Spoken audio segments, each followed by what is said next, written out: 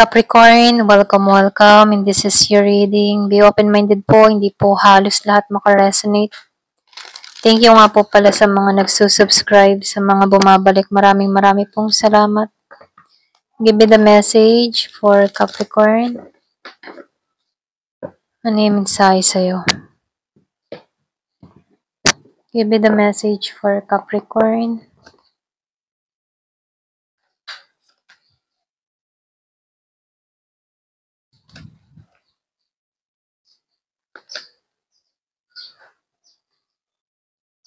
Nakikitangan ko dito. Meron kang kadiling na Libra. Iba sa inyo, Leo. Meron din ako nakikitang Gemini. Naging unfair to sa'yo, no? Ito lang nakikita ko. Pero ganun pa man, no? Lumabas yung justice dito. Nagigilty na to sa mga pinaggagawa sa'yo. Okay? Nakukonsensya. Ngayon niya nararamdaman dito na yung hiya. Okay? So, nafe-feel ko dito, meron dito hindi naging tapat. Kaya dito, no, meron tong mga ginawang atraso sa'yo, may panlilokong ginawa sa'yo, hindi siya naging patas dito. Meron tong mga kasinungalingang ginawa sa'yo kung bakit na-stuck ka dito. So, nakikitaan ko rin dito, siya yung tipo ng tao na kahit may mga mali na, yung kahit may mali na siya, ma-pride pa rin siya. Ayan, ito rin nakikita ko dito, no. Self-centered siya dito. Narcissism. Mataas yung ego. Excuse me. So, meron kang ganito, no, na kadiling. Pero ganun pa man, nakikitaan ko dito. 6 na buwan na kayong walang usap ng tao nito. Okay? Doon sa 6 na buwan, ano, merong pagbabago na nangyari sa'yo. Yung iba sa inyo, natagpuan mo yung sarili mo or nahanap mo yung katotohanan mula sa tao na to. So, nakikitaan ko dito, yung iba sa inyo, meron kang pag-iwas na ginagawa sa tao na to dahil sa mga ginawa sa'yo. Okay? So, nakikitaan ko dito yung transformation na nangyayari sa'yo. Okay? Yung iba sa inyo, nasa healing process or pwede rin meron kang mga binabago sa sarili mo. Kung bakit meron ditong transformation at pagbabago na nangyayari sa'yo. So, nakikitaan ko dito sa solar eclipse, big change yung parating sa'yo, okay? Malaking pagbabago. So, nakikitaan ko dito yung iba sa inyo meron parating sa'yo na new person, okay? Or pwede rin meron ditong bagong pag-ibig na parating, bagong kapareha. Pareho kayo na nararamdaman dito kasi naranasan mo dito na masaktan, okay? Yung iba sa inyo, meron kang past person na toxic. Meron ako nakikitang Leo and Libra, meron ding Gemini, ano? Pero ganun pa man, nakikita ko dito, hindi mo naranasan yung alignment mula sa tao na to. Kasi dito mo naranasan yung hindi ka pahalagahan, ano? Pero ganun pa man, nakikita ko dito, after 6 months, ano, nakikita ko dito yung biglaang nangyari sa yung pagbabago. So, yung iba sa inyo, 6 months na kayo walang usap, walang contact, pero ganun pa man, meron nung nakikitang papasok na cancer sa buhay mo, okay? Dun mo mararamdaman na, ay, meron pa palang magmamahal sa akin ng ganare.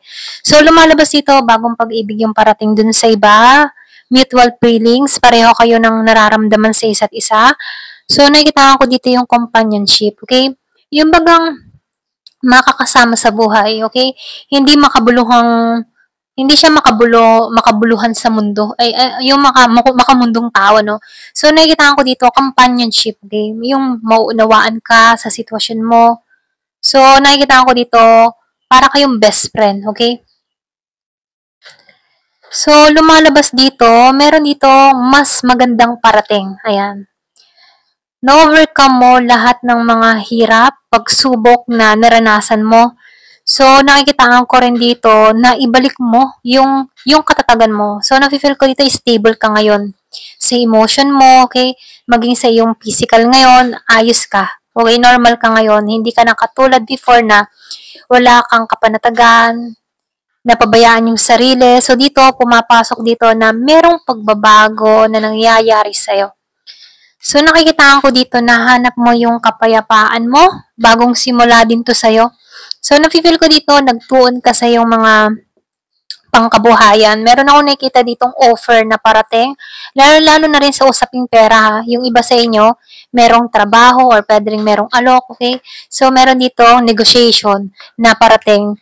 Meron akong nakikitang kasaganahan kung ano man yung mga sinagawa mo. So, may pag-aani ito ng tagumpay rito. Okay? So, kung ano man yung mga ginawa mo ng mga nakaraang buwan, taon, okay? So, ngayon, meron dito, unti-unting nakikita yung hard work mo, yung pinaghirapan mo. So, lumalabas dito yung security para sa'yo at maging sa pamilya mo kasi tuloy-tuloy yung kita, okay? Maayos yung kita, maayos yung pamumuhay, lalo-lalo na sa usaping pera. So, marami kang natutunan sa nakaraan mo. Ito lang lumalabas dito, no? Marami kang naranasan mula sa bad experience, okay? Kumbaga, ito yung masamang balita para sa'yo, yung nakaraan mo. Kahit na kung saan, pilit mo tong nililimutan dito. So, nafe-feel ko dito na nawalan ka din ng goal sa nakaraan mo, no? Dito ka natuto na ma-stuck, okay? Pero ganun pa man, nakikita ko dito, dahil meron ditong solar eclipse na nangyari, no? May bagong simula, transformation, na kung saan nagbago. Mayroong pagbabago na nangyari sa'yo. Iba sa inyo, 6 months, okay? Kung bago ka palang hiwalay ngayon, ano, meron ako nakikitang parating sa'yo, okay? Na pagbabago.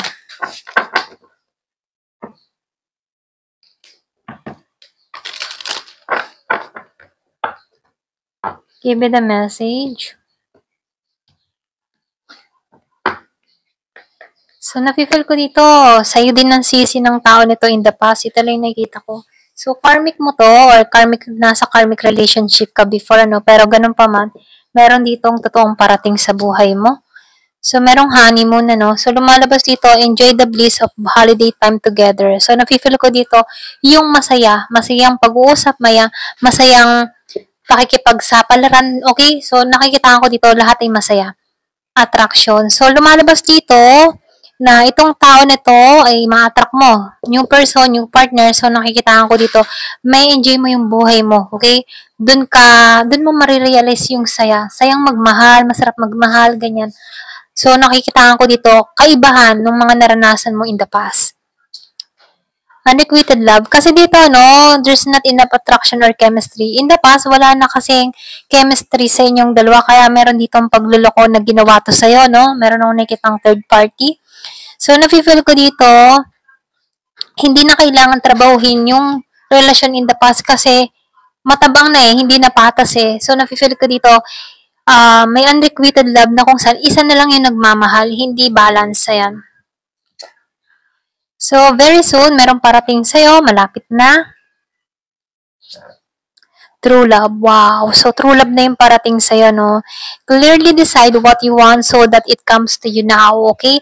So, dito, true love, kung ipinapanalangin mo na magkaroon ka ng tamang tao na magmamahal sa'yo, ginagabayan to patungo sa'yo, this is the romance of a lifetime, okay? So, merong finance and career. So, nakikita ko rin dito, financial issues are a factor in your love life right now. So, yung iba sa inyo, ito yung inaasikaso or inuuna mo muna yung iyong kabuhayan, ano? Kasi meron akong nakikita dito na napabayaan yung kanyang trabaho dahil sa kanyang past person, ano? Pwede rin nawala ng interest, nawala ng goal, or pwede rin tinamad, ganun. So, merong chemistry na parating. There's a strong magnetic attraction here. So, nakikita ko dito, sa Two of Cups, ano, nakikita ko dito yung attraction na parating sa buhay mo. Pareho kayo, balance kayo pareho. Passion. So, andun yung passion, andun yung pagmamahal ng tao na to, andun yung chemistry, magnetic attraction. So, lumalabas din dito, allow your heart and soul to sing with joy. So, i-allow mo lang tong parating sa buhay mo, no? Hindi palaging masasaktan ka dito. Ayan, ito lang yung nakikita ko. Ayan, hanggang dito na lamang po. Thank you for watching. Love and peace.